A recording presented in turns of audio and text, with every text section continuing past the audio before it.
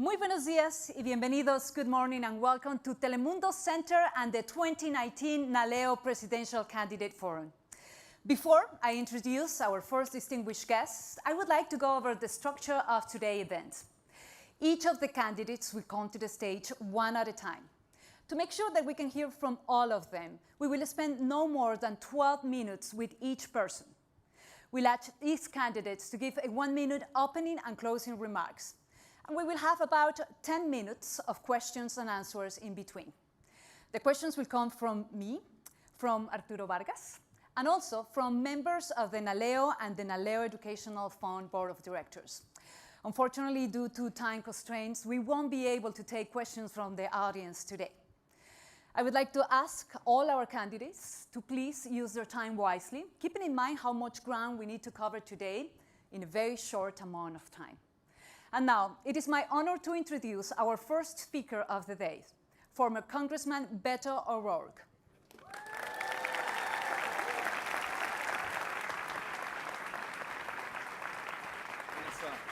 Very nice to meet you, Congressman. Nice to meet you as well. Thank you for having me. Congressman, thank you for being here. Yeah, of course. Congressman, you have 1 minute for your opening remarks. Thank you. Buenos días. Es un honor para mí estar aquí con ustedes. And I was listening backstage to the mayor of West Hollywood talk about whose stories are included in our national story of America. And it made me think of my hometown of El Paso, Texas, a place not well understood, except for the 7 people who just clapped, by most of the rest of the country, forgotten if it was ever known in the first place, but a community that compelled me to run for office, whose story I've always wanted to share, to say that we're one half with Ciudad Juarez of the largest binational community in the hemisphere. 3 million of us from 2 countries speaking 2 languages, joined, not separated by the Rio Grande River, forming something far greater, far more powerful than the sum of our parts or the number of people involved. I tell my fellow Americans in this administration, we are one of the safest cities in the United States of America, not despite the fact that we are a city of immigrants and asylum seekers and refugees, but because we are a city of immigrants, asylum seekers, and refugees. We have nothing to apologize for or be defensive about, everything to celebrate and set the example for the rest of the country. And when we include everyone's stories in this national story, there is no stopping us, there's no stopping the United States of America. And that's the way that I'm running to serve you as the next president of the United States. Thank you for having us out today. Grateful. Thank you, Vanessa. Thank you, Congressman. Thank you. So your first question. Your immigration proposal includes a pathway to citizenship for the 11 million undocumented immigrants, including the Dreamers, their parents, the TPS beneficiaries. How are you planning to do this in an increasingly polarized Congress, and would you be willing to pass an executive order? We're talking about including everyone's stories. We need to make sure that we're telling the story of that child who's just survived 2,000 miles on the road from Guatemala or Honduras or El Salvador, showing up here trying to follow our own asylum laws, only to find herself in a cage, or if she came with her family, her mother deported back to the very country from which she fled. On day 1 of our administration, we will reunite every single family that has been separated. We will no longer put children in cages. We will not build walls. We'll do all of this by executive order. But we'll also make sure that we're investing in solutions in the Northern Triangle to reduce violence, to help farmers who are trying to survive historic droughts caused not by God nor by Mother Nature, but by all of us in the climate change that we have produced. I will make sure that the 9 million legal permanent residents, green card holders in America, become U.S. citizens as soon as possible, and that the millions more, including more than 1 million Dreamers, who live in a constant fear of deportation back to countries which in some cases they have not been to in decades, are able to stay here, contribute to their full potential on a pathway to citizenship, and making sure that this great country is even greater by their presence. It's economic success, it is strength, and yes, from the example of El Paso, Texas, it is our safety and our security. Doing the right thing makes us a better country. Thank you so much, Congressman. Your next questions will come from Arturo.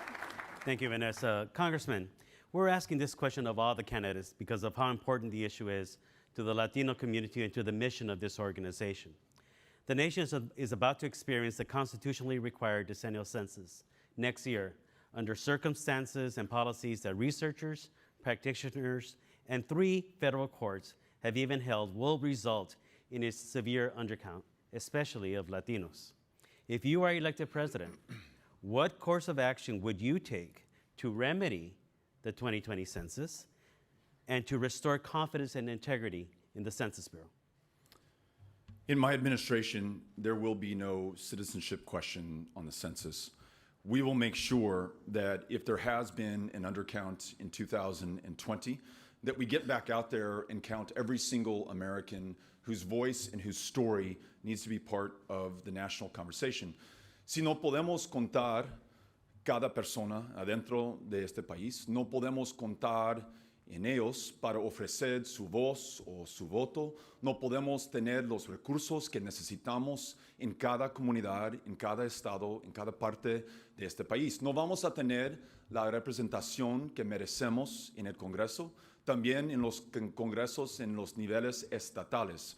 If we fail to count everyone, it is a lack of resources, a lack of federal representation, and a lack of representation in state legislatures. It's going to diminish the strength of the United States of America. And we know from recently released documents that this is racist in its design. It's intended to suppress the vote of Latinos, of people of color, those whose country of national origin was some other place, who came here to contribute to our greatness. Let's make sure that they can by counting every single one of them. Thank you so much, Congressman. Your last question is going to come from Rhode Island Secretary of State, Nelly Gorbea. She's a Democrat. She's right there. Hi, good morning. Congressman, while the nation is experiencing a robust economy and historically low unemployment rates, for many Latinos, wages are not rising and job opportunities in a modern technology-driven economy are elusive. The situation for the U.S. citizens and residents of Puerto Rico is even worse. If elected president, what policies would you pursue to provide all Latino workers the opportunity to participate in this 21st century economy through good jobs and earn wages that help them realize the American dream? Nelly, thank you for the question. Let's make sure that everyone can participate in this economy, especially those who have been locked out of its success. In a capitalist economy, let's make sure that capital is accessible, that entrepreneurs, no matter where you live or your zip code, can access small business loans. We call for, in our plan, doubling the size of community-based credit initiatives so that more capital gets out into communities that have been denied it before. We make sure in our plan that everyone who's working can focus on just one job because they're paid a living wage, $15 an hour as the floor. And they can take time off to take care of themselves or their families or their children with paid family leave in every part of this country. And childcare, which is out of reach because it is unaffordable for so many families, is made affordable under our plan, doubling the block grants that we send to states to make childcare affordable and ensuring that there's a fully refundable tax credit so that that tax code works not for corporations who are sitting on record piles of cash, the folks who are already wealthy at a time of historic wealth and income division, but for working Americans who need that to be able to get ahead.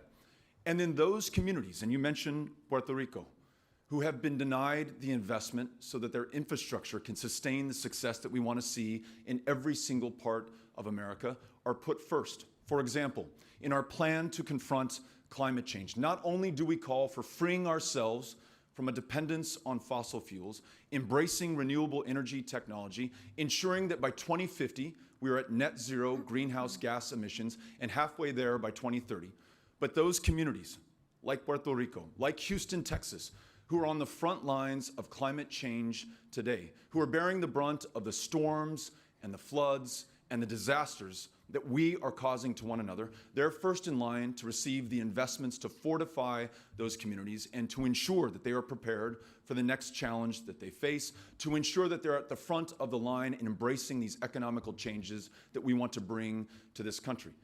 But lastly, when it comes to Puerto Rico and when it comes to Washington, D.C., without having real voice and representation in the halls of power, it's going to be hard for them to receive the resources that they merit as full American citizens. So I want to make sure that Puerto Rico can decide its fate. As president, I will follow the decision of the people on that island to decide how they will be represented, whether it is in the United States Senate, whether it is in some form of independence. I want to make sure that they decide and that we are able to support them. Thank you for asking the question. Thank you so much, Congressman. You have been very efficient with your time, so we have time for one more question. And I want you to elaborate a little bit more about your plan on climate change. The United Nations scientists have been clear that we're living a climate emergency right now. How are you going to make sure that we have a very efficient transition from fossil fuels to clean energy, to a clean energy future? I think it's really important that we understand that this is happening to us right now. Not something for which we have to prepare, not some abstraction that we can debate. People are living through this, people are dying from it. We think about those historic wildfires in California that were preceded by historic droughts. I mentioned Houston, Texas earlier.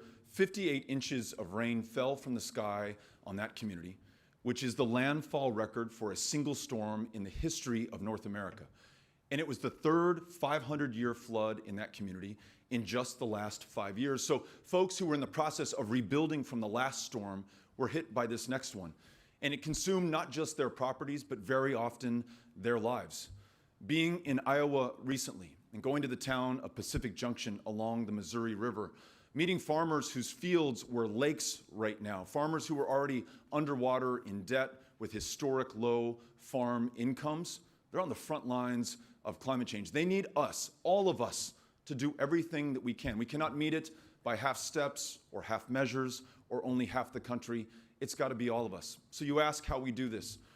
We embrace wind and solar and the renewable energy technologies that free us from a dependence on fossil fuels.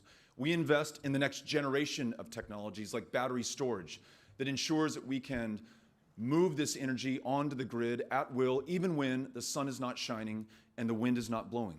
Those same rural communities on the front lines, we put them in the driver's seat to make sure that farmers are paid for the environmental services that they provide. Planting cover crops to capture more carbon out of the air, precision till farming, regenerative grazing to make sure that more of that carbon stays in the soil. So if every single one of us does our part, this country sets the example, then we can convene the other powers of the planet to ensure that as a globe, we keep this world from warming another 2 degrees Celsius.